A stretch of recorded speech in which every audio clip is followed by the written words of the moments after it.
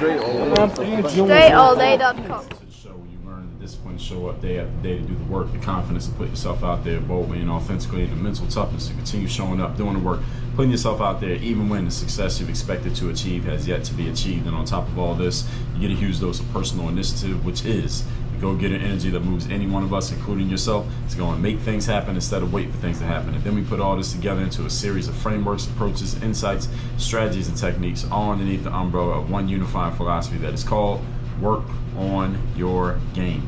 My name is Dre Baldwin, also known as Dre All Day, and welcome to the show. And today's topic is, we are going into part 2 of 3 of the money increasing myths. These are things that people believe they should do in order to make more money in business, and it's a worthy ideal to make more money in your business, because that is your responsibility as a business owner. However, these things do not work. So I want to make sure I save you some resources and keep you from doing these things, or stop you from doing them if you've already committed to them. But before we get started, let me remind everybody, I send out this text message every day. I call it the daily motivation. It's a message guaranteed to keep you, or start you, being focused, sharp, and on point to begin your day. If you want to get that text every single morning, free of charge, straight to your phone, that's notwithstanding your text message fees from your phone carrier, which you should understand. I'm not going to say that every time. Text me at my number, 305-384-6894. And what about the rest of the day? I mean, the text messages will take you, 10 seconds to read? What about what you do with the rest of the day? Well, we got something for that too. We call that Work on Your Game University. And this is not just the rest of your day, it's the rest of your week, your month, your quarter, your year, and your lifetime when it comes to how you are building your business, and also how you're operating on a personal level. If you want help with your mindset, your strategies, your systems, and your execution with the goal of making more money in your business, which then allows you to do all the other things that you want to do in life, take care of yourself, take care of your family, go on vacation, put some money aside, buy your mom a house, give back to the community, whatever it is that you want to do, go to workonyourgameuniversity.com. workonyourgameuniversity.com. Once again, that's workonyourgameuniversity.com, and you'll see the easy step that you can take to take your next step in your work on your game journey, in addition to listening to this show every day, which you should do whether you're a member of the university or not. Now, let's get into part 2 of 3 of money increasing myths. We did points 1, 2, and 3 yesterday, so we're going to pick this up here today at point number 4. So any of you who didn't listen to yesterday's masterclass, you hear me picking up at point number 4. Points 1, 2, and 3 are in yesterday's episode. So let's get on with number 4. Money increasing myth number 4 is to take on more debt. D-E-B-T, debt. Taking on more debt is a money increasing myth. It's not. This one is a it depends one, so that's why it's a myth, because taking on more debt just on the surface is not a formula for making more money. It depends on what exactly you're doing, what kind of thing you are doing, and how you are doing it when it comes to taking on debt. Now, it is possible that taking on more debt can help you make more money, because you can take on debt for doing something such as accessing knowledge, information, or to acquire some form of asset, a tangible or an intangible asset that you can then use to make more money. For example, you can, let's say you have a carpet cleaning company. I used to live in this condo in Miami. Still live in condos in Miami. This is a different building that had carpet all throughout the place. The whole place was carpeted, and I don't like having carpet in places now. I like hardwood better, but I used to live in this place that had carpet throughout, so we would hire this carpet cleaner to come and clean it. I think the guy's name was Jeff. This was years ago, probably over 10 years ago. And he had his own carpet cleaning business, and he had a big van, and he had the big carpet cleaning machine. So any of you ever hired a carpet cleaner, they have that big machine that they gotta have this big van for, and this is whole setup. And that machine alone probably costs several $1,000s, but he had one, and he would come and clean the carpets. And for an entrepreneur who's in a carpet cleaning business to get started in the business, they gotta have that machine, or at least they gotta have access to someone who has it. Let's say you buy your own machine, you probably have to go into some debt in order to buy it. Well, let me not say probably, because if you got cash, you can just buy it in cash. But let's just say he took out a loan or something like that from the bank, or he made a deal with the carpet cleaning machine company. Hey, give us $1,000 now, and then give us $500 a month for whatever amount of time till the machine is paid off, whatever it is. He went into some debt in order to get the machine, right? So by going into debt for the machine, as long as he had the clientele, he can now go get customers, service his clients and his customers by cleaning their carpets, and now he's making money with the thing that he went in debt to acquire. So that's a way of you indirectly making money by going into debt. Now understand, the only way that makes sense is if you know that I'm going to make some money back once I go into debt on this situation. So all of you need to know, how am I going to make my money back if I'm going to go into debt in this thing? Now let's be clear about something also, because this is where you being an entrepreneur and having how much of a stomach do you have as an entrepreneur, this comes into play. Because I would bet, and let's just say this carpet cleaner guy, let's just say his name is Jeff. I don't remember exactly what his name was. Let's just say his name is Jeff. I doubt that Jeff had a bunch of customers lined up and said, Jeff, hey, I definitely will hire you for your services as soon as you get that machine. He had to get the machine first, then say to people, hey, I got a carpet cleaning service and I got the machine. I come clean your house tomorrow. Let's do it. I doubt he had a whole bunch of commitments, especially financial commitments, before he got the machine. He had to get the machine first, and then because he bet on himself by going into debt and getting that machine, then he had to go work like hell to make sure that he was right in that bet. So everybody follow me here. So if you're looking at getting into a coaching program, you're looking at joining Work on Your Game University, you're looking at buying a ticket to go to some events, so you can get the knowledge and the insight and make the connections necessary for you to take your business where it needs to be. Understand that you don't need to have some kind of written guaranteed contract that you're going to make your money back before you make the investment. All right, that's the way that you're thinking. Listen, let me give you a serious suggestion. Go get yourself employment. Go secure employment. Go get yourself a job, because entrepreneurship is not for you. In the entrepreneurial space, remember the definition of an entrepreneur is a person who runs a business enterprise while taking on greater than normal financial risk. There is a risk that goes into when you take on a debt in order to build a business, because you take on a debt, so now you have the equipment to go make money. Now you got to go make the money. Very rarely are you going to get a guarantee on paper that, okay, if this doesn't work out, you can just bring it back and you can get back to zero. If that's the way, again, that's the way you're thinking. I'm not saying it can't possibly be set up that way in some businesses. There are some businesses that were set up that way. Richard Branson, for example, when he started Virgin Airlines, he made a deal with the airline companies that if this is not working after a certain amount of time, I can just give you your planes back, and everybody just cleans their hand in the situation. He doesn't lose anything. That's a famous example of a person kind of hedging their bets in a situation. Most of the time, though, and even if you look into Richard Branson's life, he has a book. I haven't read his book yet, but if you look into any life of an entrepreneur, there are times they took on greater than normal financial risk, and there was no safety net. They just had to deal with it, and they had to make it work. That's what being an entrepreneur is about. I'm not saying every day of your life as an entrepreneur you got to be doing something like that, but it is part of the game. So all of you who are in entrepreneurship, or you plan on getting in it, or you've been dipping your toes in the water, standing on the edge of the pool trying to figure this out, understand this is part of the game.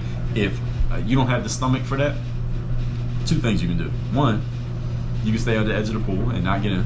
Or two, you can join Work on Your Game University, because the very first thing you're going to get there, you notice what I say every time, mindset.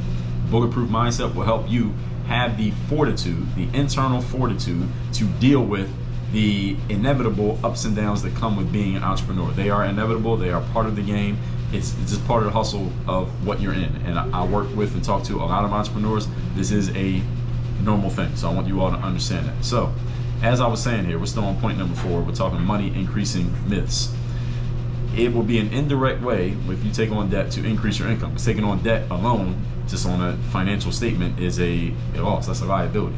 However, you need to be able to articulate again, and you need to know how exactly it makes sense that this debt is going to help you make money. So I will go invest in this program that I'm going to be a part of, where I'm getting an intangible asset like knowledge or connections or access to a system or a process or answers to my questions. Those are intangible assets because I can't hold them in my hand, but getting those things, and I'm willing to go in debt to get them, will allow me to make more money in my business, because I'm going to go apply them and make them work. And I'm going to make sure that I was right by making this bet on myself, taking on greater than normal financial risk by applying what I learned to my business and making sure that it turns over. That's the mindset of an entrepreneur. And again, I'm not saying you need to do this every day of your life and when you're in business, but at some point, you're probably going to need to take this step. Everybody with me here? So if you can't articulate how going into this debt makes sense for you, then you need to take a second and third look at what exactly you're doing or you're thinking about doing. So if you take on debt, for example, by going back to school to get an advanced degree, ask yourself, how much are those years of school costing you, i.e. your investment, versus how much money you will make on the back end by going back to school, and how much time it will take you to recoup it. Now it's just a financial equation. It's a mathematical equation here. Does that make sense for you? And you should be doing this math. Any of you who has a 4-year degree, you're thinking about going back, you should be doing the math on why it makes sense to go back. Now, maybe you were young and foolish when you first went. I was young and foolish when I first went to college, even though I would still go again. Y'all heard my episode on that just a few days ago. But I didn't do the math. If I was to go back to school, which absolutely is not happening, but if I was, I would do the math on it. Why does this make sense? If I can't make financial sense of it, I ain't doing it. You also have to consider in that equation the value of your time, because the time is really the biggest thing here, because you're trading time in order to get that money. So how much is your time worth? You should know this because we've done episodes on this very feed, on this very show, talking about the value of your time. Let me see if I did an episode exactly on that. In episode 1945, we talked about what it means to know your worth. And I know I've done episodes where I asked about how much your time worth, but I don't know if I did an episode that's specifically on that. I don't think I did. One is specifically on how much is your time worth, but I know I talked about it in an episode. I don't know exactly which one it was. That's why you need to be listening to every episode of this show, because I will talk about things sometimes and I don't title it exactly that, so I don't know exactly which episode that was, but I've talked about it a whole lot. Episode 2263, stop acting like you have time. Episode 2339, why you should trade money for time. So that's a good one right there that you should listen to for that. Episode 2416, why to value your time over your talent. Episode 2458, catching time thieves. So there's some just to get you started. Let's move on to point number 5. Today's topic once again is money increasing myths. Number 5, start another business. So you already have a business. It is a money increasing myth to start another business. I already got one business. I want to make more money, so let me just start another business. This is one that also depends on how you are doing things right now. I'm not saying there's anything wrong with starting another business, a third or fourth or second business if you already have 1 or 2 or 3. The question is, where will the resources come from for running this second or third or fourth business or the first business when you're already committed to 1 or 2 or 3? Where are you going to get the resources to run this additional business that you're starting? Because to run a business requires time, attention, energy, and presence of somebody.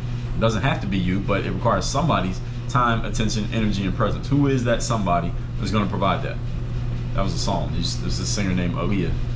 She had a song called Are You That Somebody? So are you that somebody who's actually going to provide the resources to run this additional business that you're starting? Can you split yourself up into 2 people? Are you about to hire a second person? Do you have a business partner who you trust who can run one business while you're running the other one?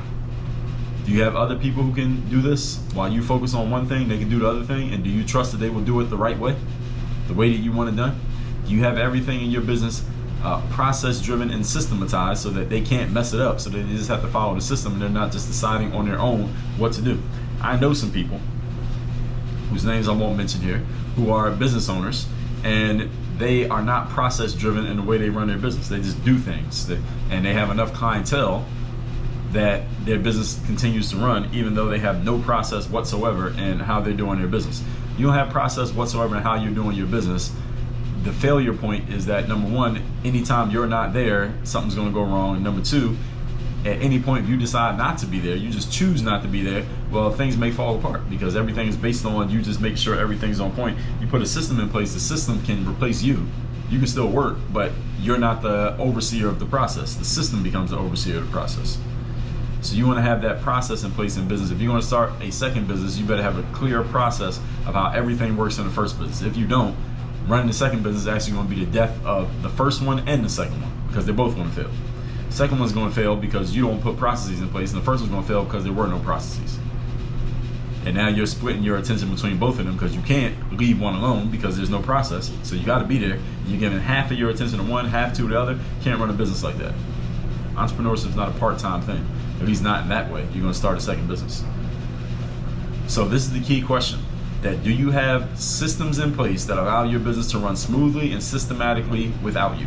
If the answer is no, you don't have a satisfactory answer to this question, you should not start a second business. Why? Because you have not yet squeezed all the value out of the first business. You need to, instead of putting your resources into starting a second business, you need to look at the first business and ask yourself, what do we not have in place in the first business? If you fix the problems in the first one, it may start producing enough revenue. You don't need to start business number 2. You get what I'm saying here? This is why insight is more important than information. And this is what I specialize in, is in insight and also in strategy. So then you may say, okay, Dre, I get it. Now, how do I actually squeeze all the value out of the first business? Well, that's where we need strategy. That's where we need to break down what you already got, and we're going to put it back together in a way that actually works, and it works systematically. This is what we do in Work on Your Game University. So if any of you has been wondering, Dre's always talking about that university thing. What exactly happens there?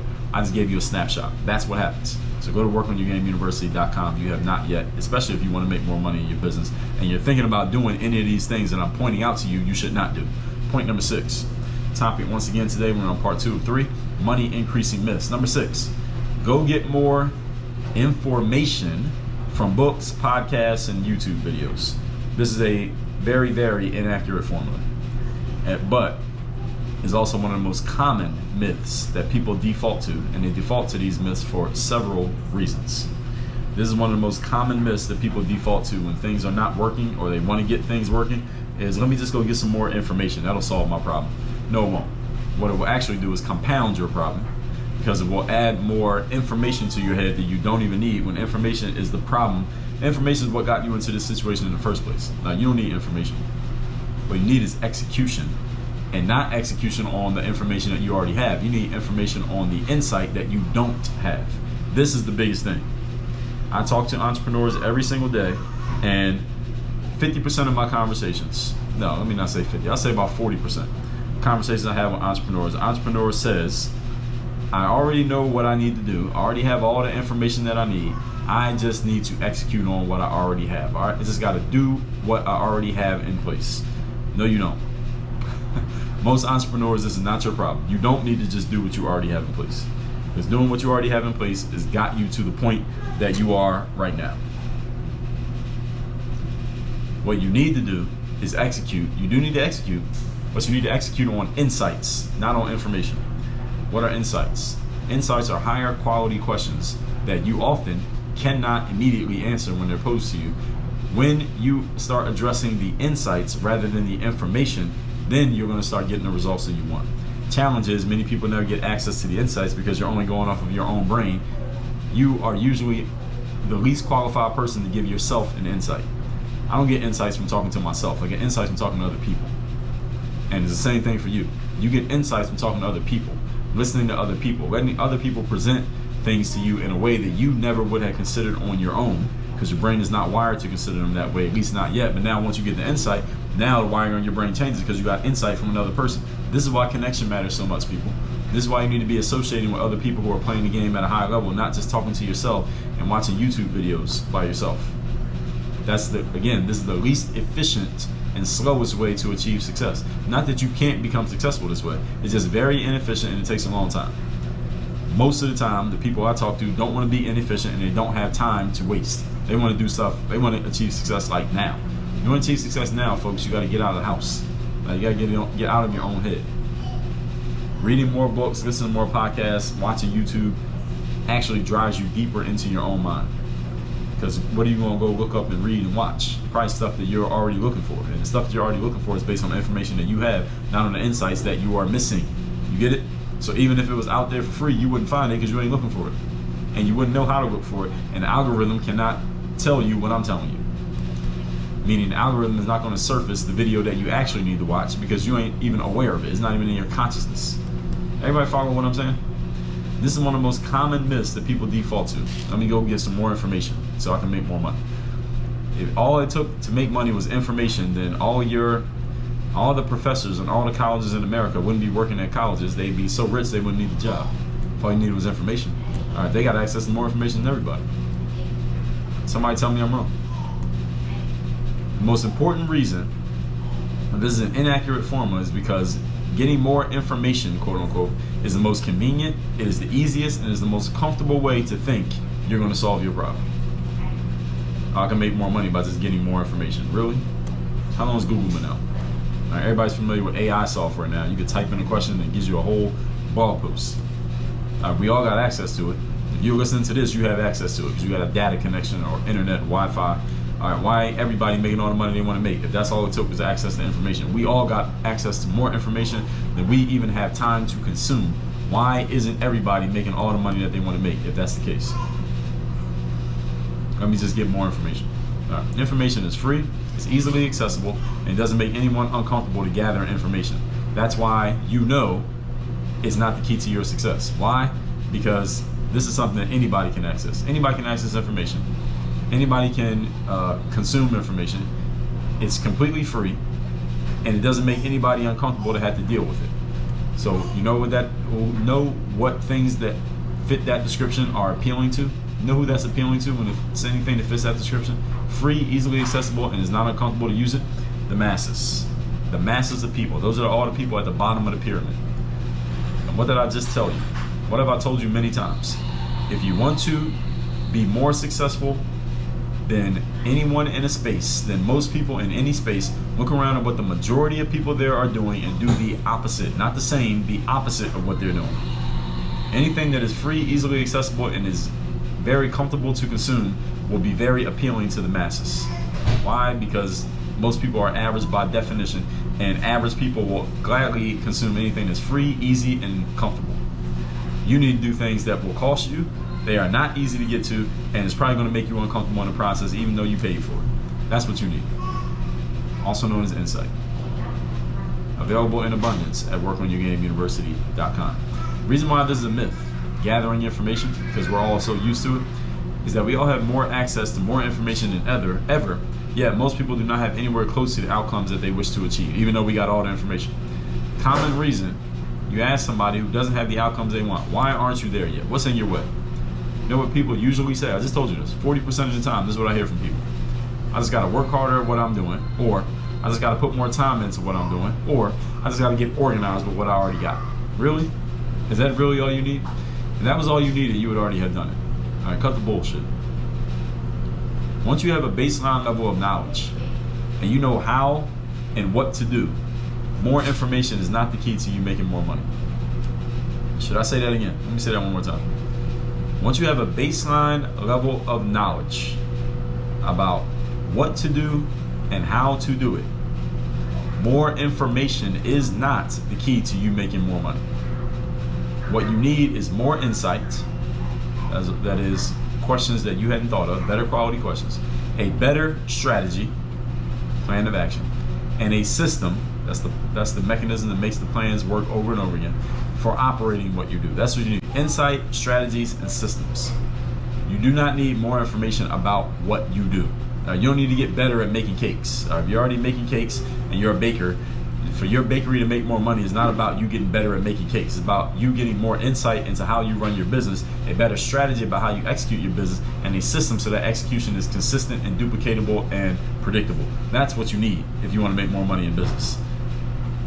But what most people default to is, let me just go get some more information. Why? Because it's easy and it's accessible. Most people who want to make more money, who claim they want to make more money, are afraid of doing anything that will push them out of their comfort zones, so they default to doing what they are comfortable with, which is gathering more information. That's what people are comfortable with. People are just comfortable with, let me just get more information. Even though getting more information is what got you to the point that you're not where you want to be. This is why 5 years can go by and people will still be in the same spot, telling the same story, and still have the same excuses. And when you talk to them, they'll just tell you about the new information that they just got. I just got some new information. Yeah, I get what you're saying, Dre, but you know what? I just got some new information. I just got this new book. I just found this new podcast. That's going to change everything. Does it sound like anybody you know? I'll just leave that question to linger in the air as I recap today's class. This is part 2 of 2. Money increasing myths. So as I told you, we're going to do this in a 3-part series. So this is part 2 of 3. Point number 4, taking on more debt. Now this is the one that depends on if you can draw a line between the taking on of the debt and how it actually makes you money. If you cannot, then you should not. If it doesn't fit, you must quit. Number 5, start another business. This is one that depends on how you are doing things. There's nothing wrong with starting and having more than one business, but have you gotten all the equity and all the juice and completely systematized business number 1 before you jump into business number 2? The answer is no. Then you need to go back to business number 1 and get things right there before you put any more of your resources into business number 2. because both of them will fail if neither one of them is systematized, and you're trying to split your time, attention, and energy between two businesses. Ain't gonna work. Number 6, get more information from books, podcasts, and YouTube. This is one of the most common ones because it's easy, it's accessible, and it is very much within the comfort zones of most human beings to just consume more information, because it allows you to feel like you are doing something while at the same time you're doing absolutely nothing. And you can use it as an excuse. Hey, I'm reading this book, I got this course, I found this new podcast. None of those things are actually going to help you get to where you want to be. So if you're ready to get to where you really want to be, what you need is insights, and you need access, and you need to be connected with people who are already playing the game at the level that you want to play it at. All of that's taking place inside of Work on Your Game University. That's where you get coached by me on your mindset, your strategies, your systems, and your accountability and execution is there as well. All of that is at workonyourgameuniversity.com. And let's not forget about my daily motivation text message that I send out for free every morning. My number is 305-384-6894. Text me, let me know you want to get the daily motivation. I got you starting tomorrow morning. Work on your game. Dre, all